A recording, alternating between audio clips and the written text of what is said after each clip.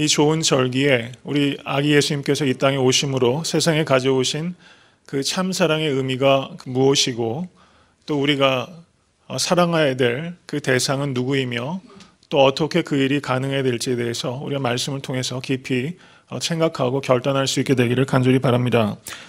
TV 에세이 좋은 생각이라는 글모음이 있습니다. 거기에 이런 이야기가 있었습니다. 어떤 암과 투병하시면서 병석에 오래 누워 계시던 아버님이 계셨습니다. 그런데 어느 날 갑자기 식구들이 없을 때 이 아버님이 외출을 나가셨습니다. 식구들이 한바탕 소동이 났지요. 도대체 어디 가셨는가? 그런데 아버님이 서너 시간이 지난 후에야 집에 돌아오시더니 별다른 말씀도 없이 다시 병상에 가서 누우셨습니다. 자식들이 너무 안타까운 마음에 아버지께 가서 도대체 어디에 갔다 오셨느냐? 채근하지만 평소에도 말이 없으셨던 아버지는 아무 말씀도 안 하시고 그냥 가만히 계십니다. 아버님이 그 후에 병세가 더 완연히 악화가 되시더니 몇 주를 지나지 못해서 아버지가 세상을 떠나시게 되었습니다. 그때 아버지가 돌아가신 후에 아버지 병상 머리맡에 큰 봉투가 하나 있어서 자녀들이 그 봉투를 열어보니 아버지의 사진이 그 안에 들어있었던 것입니다. 아버지는 나가셔서 외출하셔서 사진을 찍고 오신 것입니다. 사진에는 오랜 투병 생활로 그 병세가 얼굴에 완연하지만 그래도 웃어 보이시려고 크게 웃으신 아버지의 얼굴이 그 안에 있었습니다. 그리고 그 사진 뒤에는 병든 아버지가 힘없이 써내려간 글씨가 있었습니다. 그 내용은 이런 것입니다. 내가 죽은 후에 내 변변한 장례식 사진 하나 없어서 너희들이 당황할까 봐 한 장 찍어둔 것이니 장례식 조촐하게 치른 후에 화장할 때 함께 태워 없애거라. 이런 것도 사랑이라고 할 수 있을지 모르겠으나 너희들을 향한 내 마지막 배려라고 바꿔라. 부디 자식들, 형제들 그리고 이웃들을 사랑하며 살거라. 이렇게 아버지가 거기에 글을 남겨두신 것입니다. 마음이 좀 찌릿하더라고요. 이 이야기를 듣는데 아버지께서 잠깐 나가셔서 이것도 사랑이라고 할지 모르겠으나 변변한 사진 한 장 없어서 너희들이 당황할까 봐 너희들을 위한 내 마지막 배려다. 이것이 아버지의 마음이다. 이렇게 생각이 되고 이것이 우리의 부모님의 마음이고 그래서 오늘 이 시간 동안에 우리가 하나님의 사랑이 무엇인지 한번 깊이 가늠해 볼 수 있는 그 사랑을 깊이 마음속에 다시 한번 새길 수 있는 은혜가 충만하게 되기를 간절히 소원합니다. 오늘 본문 말씀은 로마서 13장 8절에서 10절까지의 말씀입니다. 로마서 11장까지가 로마서의 교리적인 부분이 기록되어 있다면 12장부터는 그 교리를 근거로 해서 어떻게 삶 속에서 실천할 것인가를 다루고 있습니다. 12장 1절에서부터 2절까지는 성도와 하나님의 관계에 대해서 사도 바울이 권면합니다. 그리고 12장 3절로 8절까지는 성도가 자기 자신과의 관계에 대해서 말씀합니다. 그리고 9절로 16절까지는 교회 안에서 성도가 다른 성도들 간의 관계를 어떻게 맺을 것인가에 대해서 말씀합니다. 그리고 12장 17절에서 21절까지는 성도가 세상 사람들과 어떻게 관계할 것인가. 그리고 13장 1절에서 7절까지는 성도가 국가와 어떤 관계를 맺으며 살아가는 것이 성경적인가에 대해서 사도 바울이 말씀합니다. 하나님과의 관계에서부터 시작해서 국가와의 관계까지 성도가 맺을 수 있는 모든 관계를 사도 바울이 망라하고 있다는 사실입니다. 그리고 오늘 본문 말씀 13장 8절에서 10절까지는 바로 그 모든 관계에 대한 가르침의 요약이고 종합이다. 이렇게 볼 수 있다는 사실입니다.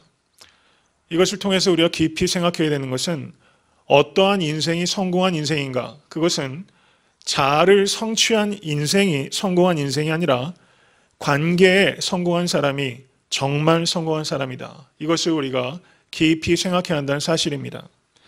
세상에서 남들이 부러워할 만한 높은 지위에 가고 남들이 갖지 못한 많은 소유를 갖는다 할지라도 관계가 온전하지 못하고서 행복한 사람은 한 사람도 없다라는 사실입니다.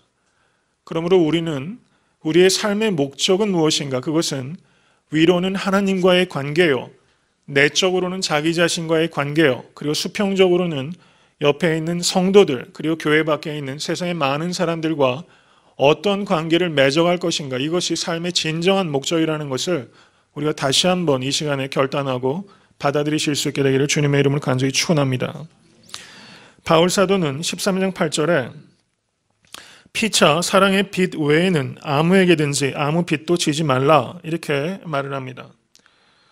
이 말씀은 우리가 대출을 받아서는 안 된다, 혹은 신용으로 물건을 사서는 안 된다, 이것을 말하는 것이 아닙니다. 여러분, 미국 사회가 완전히 신용사회지 않습니까? 우리가 다 돈을 빌려 쓰고 그것을 갚아 나가는 방식으로 살아가는 것이죠. 이것은 우리가 현실적으로 그런 의미일 수 없다는 것입니다. 성경에서도 돈을 빌려주는 것에 대해서 가리키고 있는 부분이 있고 이자를 무는 것에 대해서 가르치고 있는 부분이 있습니다.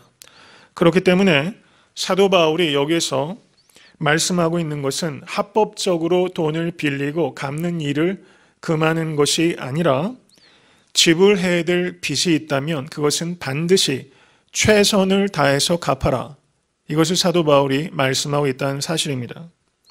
사도 바울이 말씀하고 있는 요점은 세상의 물질적인 빚은 내가 마땅히 최선을 다해서 갚아야 되지만 내가 아무리 최선을 다해도 갚을 수 없는 빚이 하나 있는데 그것은 예수 그리스도의 십자가 위에 나타난 하나님의 사랑의 빛이다. 사도 바울은 그것을 우리에게 말씀하고 있다는 사실입니다. 그 사랑의 빛을 우리는 서로 지면서 살아가고 있다는 것입니다. 우리를 위해서, 우리를 대신해서 나의 죄값을 갚아주시기 위해서 주님께서 피값을 치르셨다는 그 빛, 그 사랑의 빛을 무겁게 받아들이시는 성도님과 저희가 될 수 있게 되기를 간절히 축원합니다. 성도 여러분, 마태복음 18장은 1만 달란트 빛을 탕감해 주신 이야기가 나타납니다. 1만 달란트가 얼마나 되는 돈인지 혹시 얼음하실 수 있겠습니까? 1만 달란트.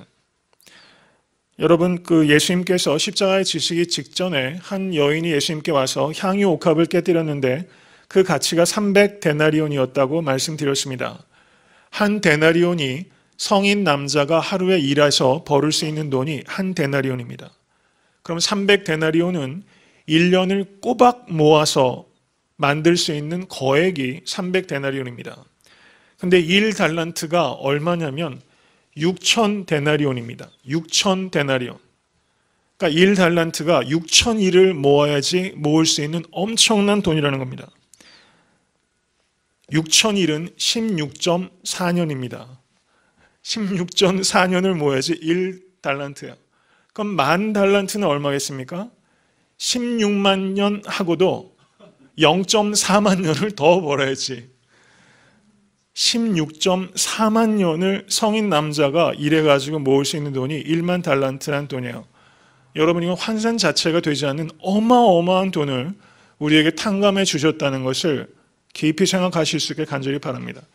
바로 내가 1만 달란트 빚을 탕감받은 죄인이라는 것을 감사하실 수 있기를 간절히 바랍니다. 여러분, 16만 년을 갚아도 못 갚는 빚을 갖고 있다면 여러분 얼마나 무거우시겠어요. 돈 몇백 불, 돈 몇천 불 빚을 져도 마음이 편하지 못한 것이 사람 아닙니까?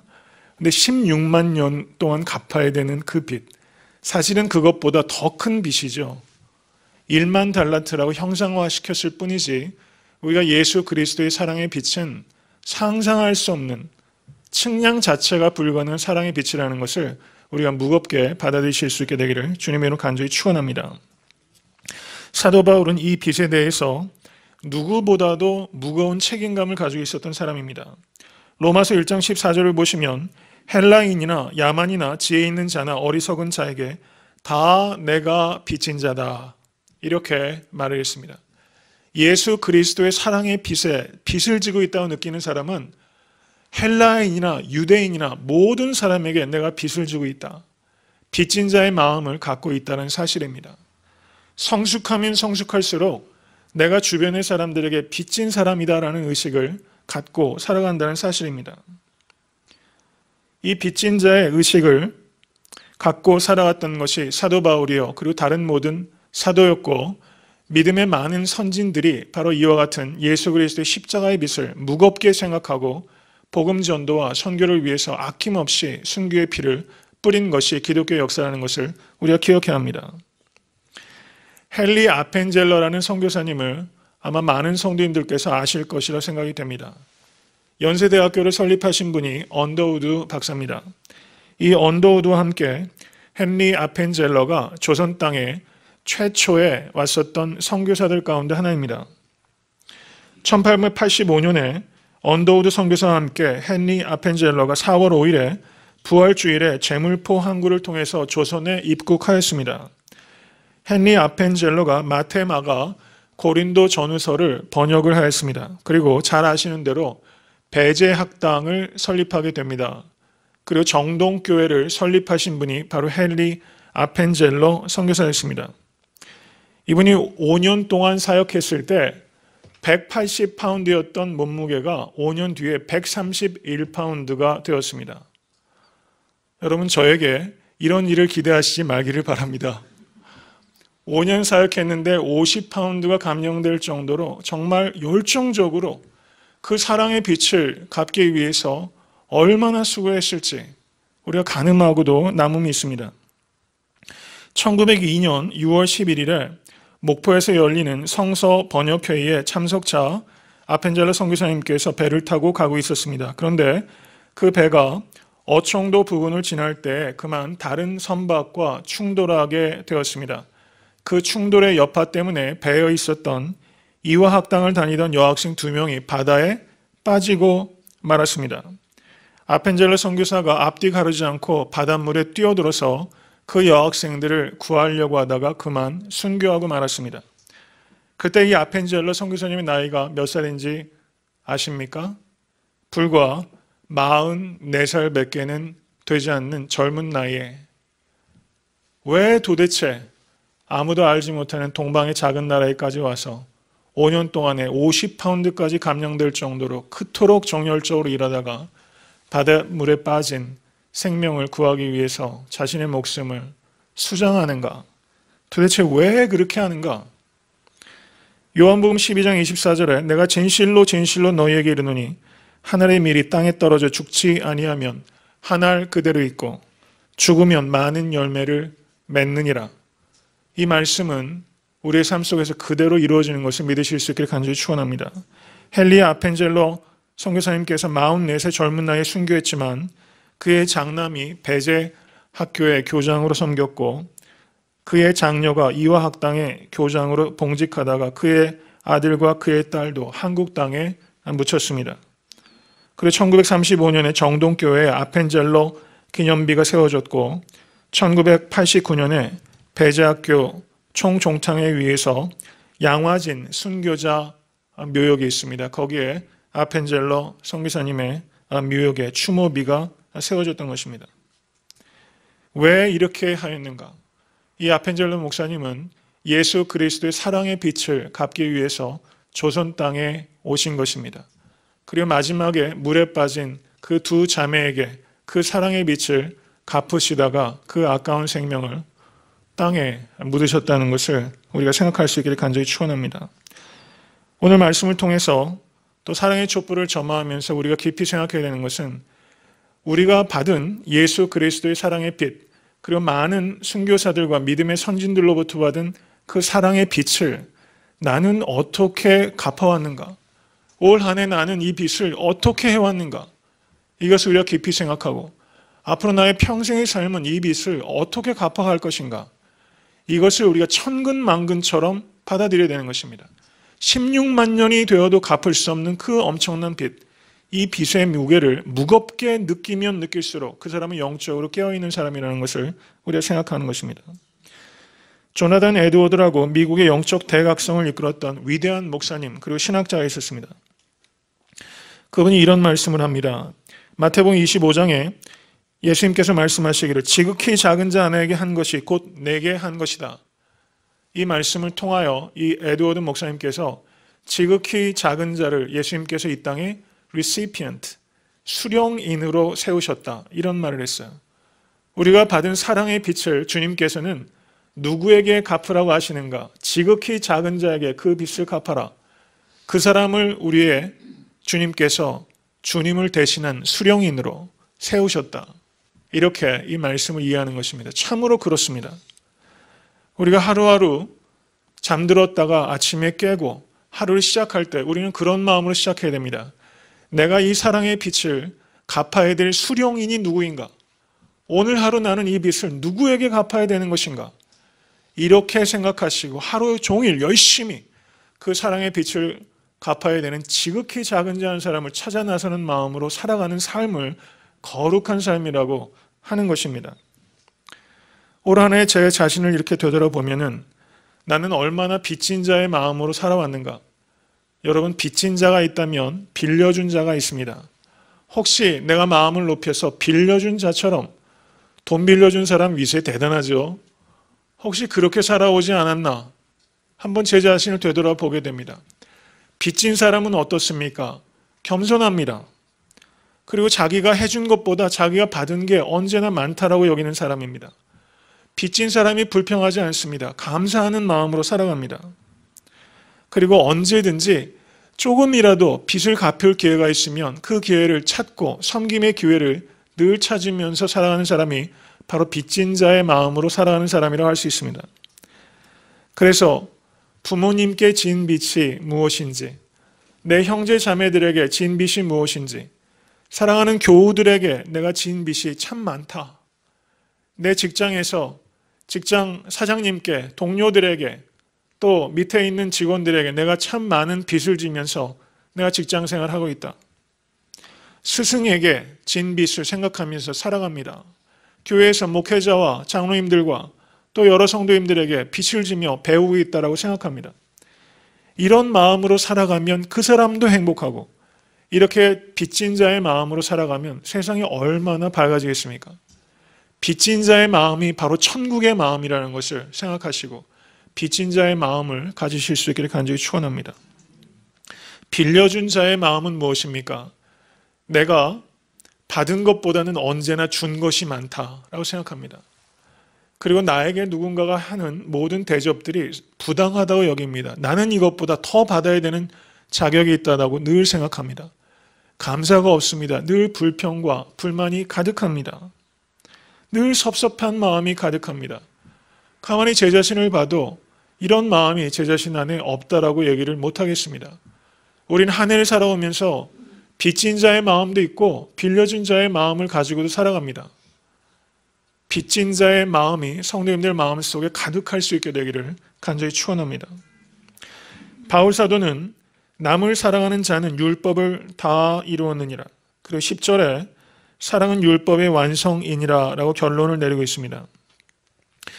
우리가 이 말씀을 생각할 때 흔히 빠지기 쉬운 착각은 사랑과 율법은 서로 배타적이다라고 생각할 때가 많이 있다는 것입니다. 그러나 사랑은 율법을 필요로 하고 율법은 사랑을 필요로 한다는 것을 기억할 수 있기를 간절히 바랍니다.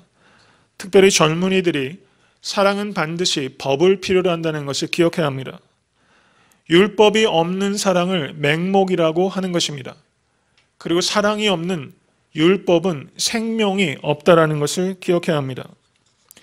사랑을 원하지 않는 사람은 한 사람도 없습니다.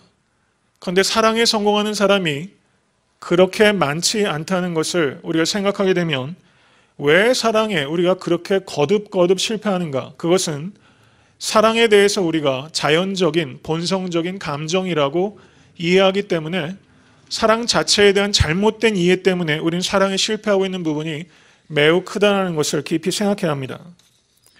사랑에 성공하기 위해서는 반드시 법을 필요로 한다는 것입니다. 로마서 12장 9절은 이렇게 말씀합니다. 사랑엔 거짓이 없나니 악을 미워하고 선에 속하라.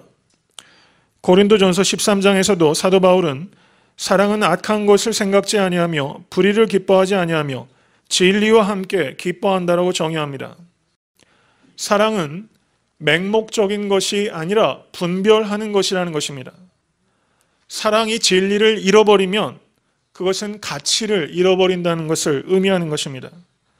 사랑한다고 악을 눈감아 주는 것은 있을 수 없다는 뜻입니다. 바울은 악을 범하지 말라라고 권면하는 것이 아니라 악을 미워하라라고 권면하고 있습니다. 악을 범하지 않는 것과 악을 미워하는 것은 결정적인 차이가 있습니다.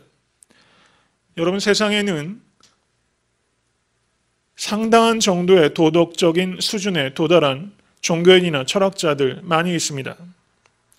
그 사람들은 악을 범하지 않습니다. 그러나 악을 미워하지 않습니다. 겉으로는 악을 범하지 않지만 그 생각과 그 상상 속에는 온갖 악한 것들을 생각하며 즐기고 있는 사람들이 많이 있다는 것입니다. 누가 악을 미워할 수 있는가? 그것은 오직 하나님의 율법을 즐거워하고 하나님을 사랑하는 사람만이 악을 적극적으로 미워할 수 있게 된다는 것을 기억하실 수 있게 간절히 축원합니다. 사도 바울이 우리에게 권면하는 것은 악을 범치 말라라는 소극적인 차원에서 그치는 것이 아니라 악을 적극적으로 미워하고 선으로 악을 대적해서 이기라는 것을 우리에게 말씀하고 있다는 사실입니다. 우리는 행위의 악뿐만 아니라 우리의 마음과 생각의 악에 대해서도 단호한 태도를 가지고 진리를 가지고 그리고 사랑을 가지고 그 악을 대적해서 이겨야 되는 사람이고 이길 수 있는 존재가 되었다는 것을 감사하실 수 있게 되기를 간절히 축원합니다.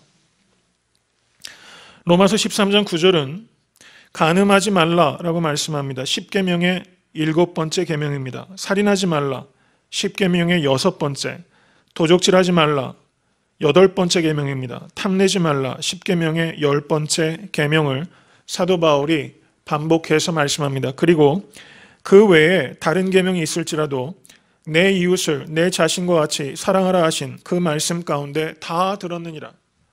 이렇게 모든 사람과 사람 사이의 관계에 있는 율법을 그 말씀 안에 사도 바울이 총집약하고 있다는 사실입니다. 이 말씀이 바로 기독교의 윤리의 정수다. 이렇게 말할 수 있다는 사실입니다. 여러분, 물 한 방울을 보셔도 그 물 한 방울 안에 맑은 날에는 태양도 보이고 밤에는 달도 그 안에 보이게 되는 것입니다. 마치 물 한 방울이 모든 것들을 담아내고 있는 것처럼 오늘 13장 9절에 이 말씀, 내 이웃을 내 자신과 같이 사랑하라. 이 말씀이 기독교의 윤리, 기독교의 사랑의 모든 정수를 담아내고 있는 물 한 방울과 같은 것이다. 이 정수가 성도님들의 큰 깨달음을 주실 수 있기를 간절히 축원합니다. 여기에서 사랑한다라는 단어가 아가파오라는 단어가 사용되고 있습니다. 아가페라는 명사, 사랑은 바로 이 아가파오와 어원적으로 동일한 단어입니다. 그런데 우리가 주목해서 생각해야 되는 것은 그리스 로마의 철학이나 종교에서는 한 번도 아가페라는 명사가 사용된 적이 없다라는 사실입니다. 이것은 세상의 철학이나 종교나 문학으로는 이 아가페의 사랑을 소원하지도 않고 그 사랑을 실천할 수도 없다는 사실을 우리에게 말씀해주고 있다는 사실입니다. 여러분, 그 70인 역이라는 것을 아십니까? 70인 역이 뭐냐면요, 구약 성경을 기원전 2세기에 이집트에서 그 랍비들 70명을 모아서 히브리 성경을 그리스어로 번역한 것을 70인 역이라고 합니다. 그것을 셉투아진트라고 합니다. 그 셉투아진트에 아가페라는 단어가 종종 나타나고 있습니다. 이 아가페, 하나님의 신적인 사랑이 역사 가운데서 가장 선명하게 계시된 것이 바로 예수 그리스도의 십자가 사건이라는 것입니다. 우린 십자가를 통하여 이 아가페의 사랑을 깨닫게 됩니다. 세상에 교양이나 문화나 철학이 소원할 수도 없고 그리고 실천할 수도 없는 이 아가페의 사랑을 우리는 어떻게 실천할 수 있는가? 그것은 오직 예수 그리스도의 십자가만을 통하여 가능하다는 것을 깊이 생각할 수 있게 되길 간절히 축원합니다. 십자가의 의미가 성도님들께 어떤 의미를 가지고 있습니까? 십자가는 나 때문에 예수께서 죽으셨어야만 된다라는 나의 죄의 심각성을 나타내는 것이 예수 그리스도의 십자가입니다. 그리고 십자가는 나를 위하여 예수 그리스도께서 죽으셨어야만 됐다라는 내가 얼마나 예수님께 귀한 존재인가를 나타내는 것입니다. 내가 얼마나 죄된 존재이고 내가 얼마나 귀한 존재인가. 이 십자가는 이 두 양극단을 우리에게 나타내는, 내가 어떤 존재인가를 나타내는 거울이 바로 십자가라는 사실입니다. 십자가를 알지 못하면 어떤 사람도 결코 자기 자신을 알 수가 없습니다. 십자가를 알지 못하면 내 이웃을 사랑할 수 있는 소원도 능력도 우리에게 없다는 것을 깊이 생각할 수 있게 되길 간절히 축원합니다. 십자가를 통해서 자기 자신을 바라보실 수 있는 여러분 될 수 있기를 간절히 축원합니다. 십자가를 바라보면 나 때문에 예수님께서 죽으셨다는 사실 때문에 자기 자랑을 버리게 됩니다.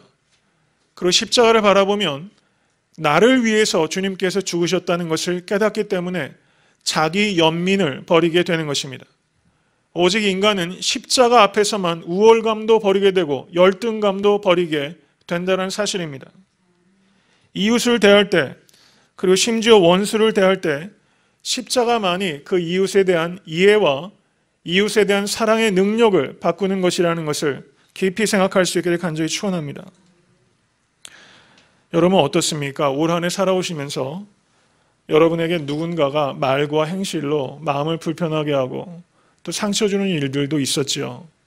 그리고 본의 아니게 나 때문에 누군가도 상심하는 일들을 우리는 범하면서 살아오는 연약한 존재, 어리석은 존재라는 것을 이 한 해의 마지막에 다시 한번 생각하게 됩니다.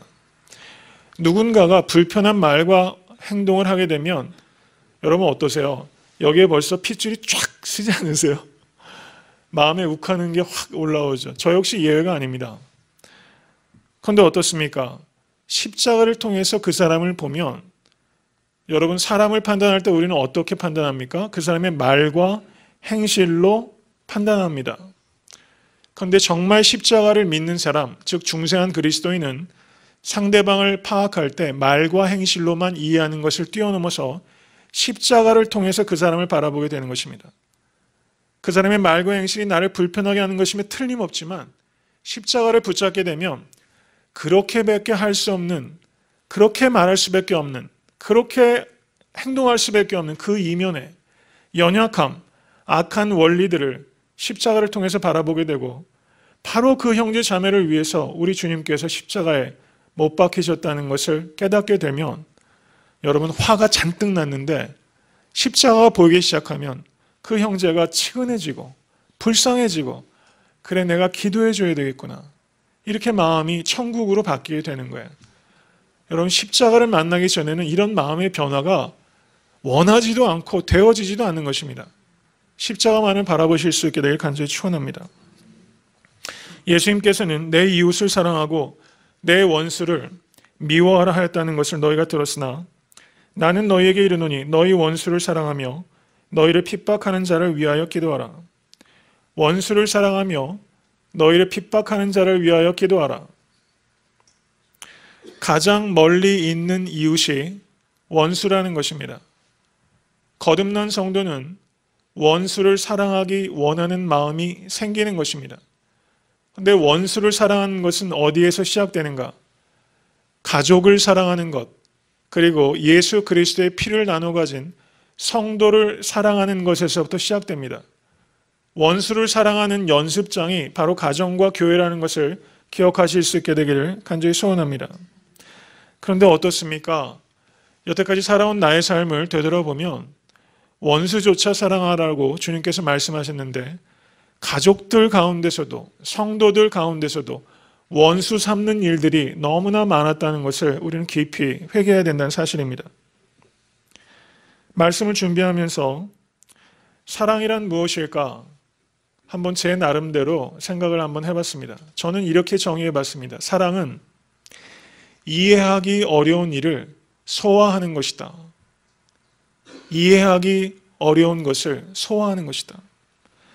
제 자신을 가만히 바라보면 20대 때는 말할 것도 없고 30대 초중반 때까지도 주변 사람들에게, 특별히 가족들에게, 또 벗들에게 이해하기 어려운 말들, 이해할 수 없는 행동들을 저 역시 참 많이 범하면서 살아왔습니다.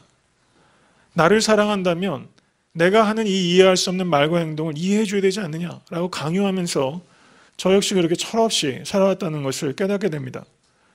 교회를 개척하고 이제 2년 반 정도를 지나고 있는 이 시점에 한번 제 자신을 되돌아보면서 혹시 제가 목사로서 성도님들께 이해하기 어려운 말과 이해하기 어려운 행동을 한 적은 없는가? 아마도 있었을 것이다. 그런 생각이 듭니다. 그것을 깊이 회개하고자 합니다. 여러분, 우리가 관계를 맺는다는 것은 이해하기 어려운 말과 행동들을 무단히 견뎌낸다는 것을 의미하는 것입니다. 올 한 해를 살아오시면서 어떠하셨습니까? 특별히 교회에서 전혀 다른 배경과 또 성정을 가지고 있는 사람들이 하나님 안에서 형제 자매가 된다는 것은 이해할 수 없는 말과 행동들을 소화해낸다는 뜻입니다. 그런 일들을 맞닥뜨리면 우리는 대뜸 화부터 납니다. 그런데 하루 이틀 지나면 생각이 바뀌죠. 제 자신도 그것을 경험합니다. 아이고, 그 화를 못 참는구나. 지나면서 한 이틀, 3일 지나면요, 내가 관용이 없다라는 것이 훨씬 슬퍼지고 안타까워지는 겁니다. 처음에는 그렇게 말하고 행동하는 사람들이 대해서 이해가 안 되고 화도 나는 과정을 다 겪습니다. 근데 조금 지나면 내 관용의 그릇이 이것밖에 안 되는가? 이것을 우리가 안타깝게 여기면서 살아간다는 것이죠. 이해할 수 없는 것을 소화하는 사랑의 사람 될 수 있기를 간절히 축원합니다. 내 이웃을 내 몸과 같이 사랑하라는 것에 대해서 제가 3가지 실천적인 제안을 하고자 합니다. 첫째는 로마서 12장 10절을 보시면 존경하기를 서로 먼저 하며 이렇게 말합니다. 존경하기를 서로 먼저 하며, 서로 먼저란 말에 포인트가 있습니다. 여러분, 존경할 만한 사람 만나는 거 어려우시죠? 존경할 만한 목회자 만나는 것도 쉽지 않은 세상이니 존경할 만한 사람을 만난다는 것 정말 어려운 일입니다. 저는 사도 바울이 존경하기를 서로 먼저 하며 이렇게 권면했는데, 저는 이 존경이란 말을 조금 바꿔서 존중하기를 서로 먼저 하자. 우리가 존중하자. 이 존경이라고 번역된 이 단어가 티메라는 그리스어인데요. 이 단어의 뜻이 뭐냐면 프라이스라는 뜻입니다. 값어치 있게 서로를 바라보는 것을 존경이라고 합니다. 우리가 성도와 성도들을 만날 때 여러분, 이스라엘 대제사장이 그 앞에 있는 흉패에는 12개의 보석이 박혀 있었습니다. 그 12개의 보석이 이스라엘의 12지파를 상징하는 것입니다. 교회에서 성도와 성도들을 만날 때 서로를 보석처럼 바라봐 주는 것, 아직은 원석 같아서 그 빛을 다 바라고 있지 못하지만 서로가 서로를 팀의 보석으로 바라봐 주는 것, 그것을 존중한다라고 말할 수 있다는 사실입니다. 영적 리더의 자질이 무엇인가? 여러분, 스폰지밥이라는 만화 영화 혹시 아십니까? 청년들은 다 아시죠? 저는 스폰지 같은 사람이 바로 영적 리더의 최고의 자리라고 생각합니다. 딱딱한 송판떼기 같은 사람이 아니라, 저도 지금 송판떼기에서 스폰지로 변화되는 과정 어디에 있습니다. 스폰지 같은 사람. 어떤 문제들이야 우린 늘 있죠. 근데 문제들이 그 사람을 거치면 이 문제가 증폭되는 것이 아니라 그 사람을 거치면 문제가 흡수되는 사람. 그리고 방송국이 되는 것이 아니라 그 사람에게 가면 의미 없고 별로 덕이 안 되는 소문은 그 사람에게서 딱 멈추는, 이런 일들 쉽지 않습니다. 근데 성숙하면 성숙할수록 내가 송판떼기가 아니라 스폰지같이 되고 방송국이 되는 것이 아니라 내가 걸러내는 그런 여과의 역할들을 할 수 있는 것, 그것이 목회자의 걸어야 할 길이고 또 성숙한 성도들이 가져야 되는 인격이라는 것입니다. 말이라는 게 어떻습니까? 사람과 사람을 거치면 말에 자꾸 가시가 들어가요. 가시가 더해지고 더해지는 게 습성입니다. 그게 사람의 본성이에요. 근데 저는 우리 애틀랜타 섬기는 교회는 말이 전해지고 전해지면서 가시가 더해지는 것이 아니라 나래도 그 말에서 가시를 빼는 사람, 가시를 빼는 스폰지 같은 사람 될 수 있게 되길 주님으로 간절히 축원합니다. 존중하실 수 있기를 바랍니다. 두 번째는 겸손하라는 것입니다. 로마서 12장 16절에 높은 데 마음을 두지 말고 도리어 낮은 데 처하며 스스로 지혜 있는 채 말라, 이렇게 말했어요. 스스로 지혜 있는 채 말라. 여러분, 사람들은 지혜 있는 사람을 싫어하는 것이 아니라 지혜 있는 채 하는 사람을 싫어합니다. 여러분, 사람들이 잘난 사람을 싫어한다고 생각하지 마세요. 잘난 채 하는 사람을 싫어합니다. 있는 사람을 싫어하는 게 아니라 있는 채 하는 사람. 경건한 사람을 싫어하는 게 아니라 경건한 채 하는 사람. 이 채하는 것을 우리는 언제까지 해야 되겠습니까? 이 채하는 것을 내려놓는 담백한 사람 될 수 있게 되기를 간절히 바랍니다. 일전에도 제가 한번 말씀을 드린 것 같은데 좀 우스꽝스러운 이야기를 하고자 합니다. 의과대학에서 1, 2등을 다투는 뛰어난 학생 2명이 병원에 복도를 같이 걷고 있는데 앞에서 너무나 심각한 표정을 하고 고통에 빠져서 허리를 숙이고 엉거주춤하게 걸어오고 있는 한 사람을 보게 됩니다. 그러자 두 의학도가 서로 대화를 합니다. 저건 분명히 루마티스 관절염이야. 그러자 옆에 있는 학생이 머리를 단호하게 내저으며 천만에 저건 디스크가 틀림없어 라고 서로 옥신각신하며 다투고 있습니다. 그런데 앞에서 고통스러운 표정으로 그 사람이 다가오더니 머리를 긁적이면서 저 실례합니다. 화장실이 어디에 있습니까? 이렇게 이야기를 했다는 겁니다. 이런 일들이 우리가 참 많이 겪는 거예요. 여러분, 축구 경기를 봐도요. 지금 한국의 조광래 감독도 바뀌었지만 모든 사람들이 이렇게 아는 게 많아요. 루마티스 관절염이다. 디스크다.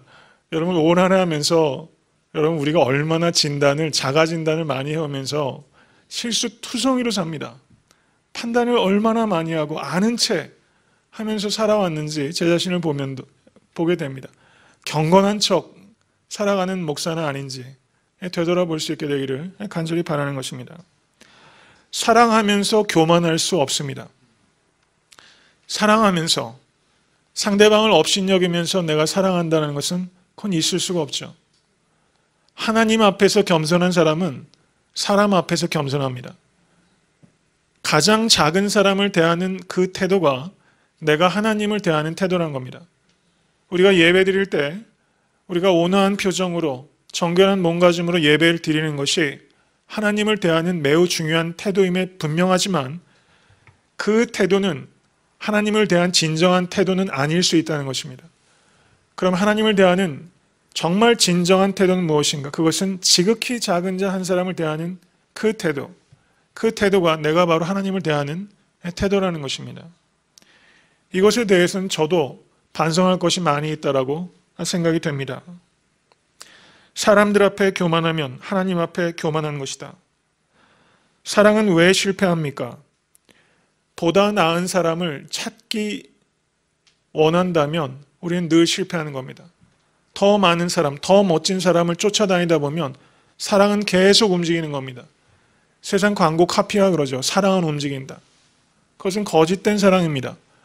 보다 나은 대상을 찾는 것이 아니라 보다 나은 능력을 갖는 것이 사랑입니다. 여러분, 세상의 문학과 세상의 미디어들은 첫눈에 사랑에 빠졌다 이렇게 말해요. 사랑에 빠졌다. 근데 성경은 사랑은 빠지는 것이 아니라 사랑은 키워가는 것이다. 이것을 기억하실 수 있기를 간절히 바랍니다. 특별히 청년들, 이것을 기억하셔야 됩니다.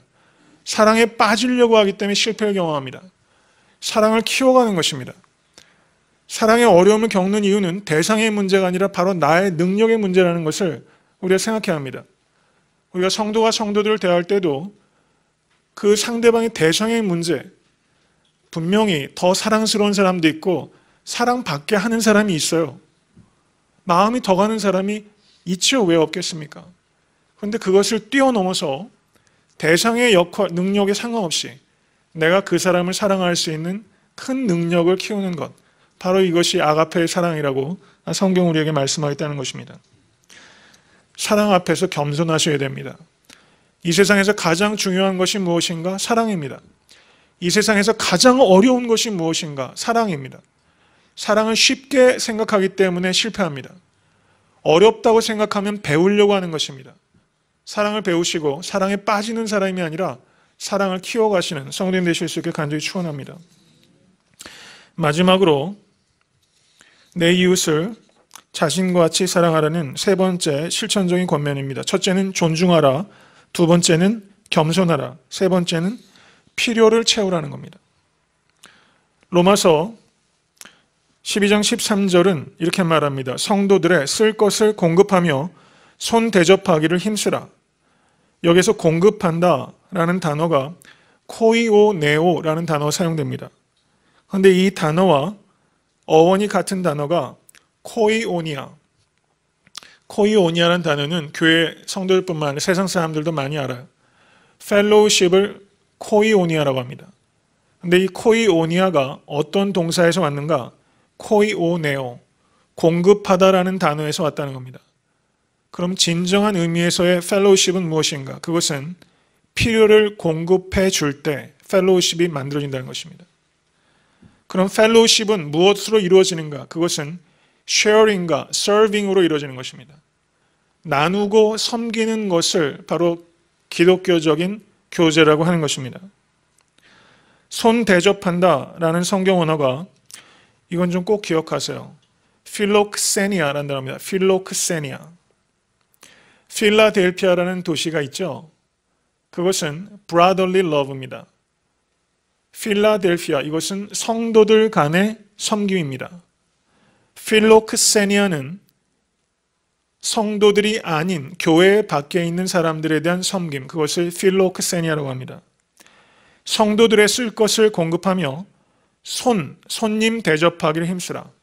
그러므로 사도 바울은 필라델피아를 이루고 거기에서 훈련하고 필록세니아, 손님 대접하기를 힘쓰라. 이것이 우리의 권면하고 있다는 사실입니다. 이것이 우리 교회가 이루어가야 될 두 가지 목표입니다. 교회 안에서 우리가 성도들 간에 필라델피아를 이루지 못하면 필록세니아는 절대 이룰 수 없다는 사실입니다. 이것을 기억하실 수 있게 간절히 축원합니다. 여러분, 개미에게 위가 몇 개인 줄 아십니까? 개미에게 몇 개일까요? 제가 설교를 준비하면서 일반 상식이 많이 늘어나고 있는 것을 감사하게 생각합니다. 개미에게 위가 2개래요. 전 생물학 전공하신 분 앞에서 이런 얘기할 때 조금 이렇게 움찔합니다. 위가 2개라고 하는데요. 하나의 위는 자기 자신을 위한 위고, 하나의 위는 음식을 저축해 두었다가 배고픈 다른 개미에게도 나눠주기 위해서 저장하는 위가 2개래요. 그래서 개미들 중에서는 굶어 죽는 개미가 없답니다. 근데 전 세계를 보세요. 얼마나 많은 사람들이 지금 기아로 죽어가고 있습니까?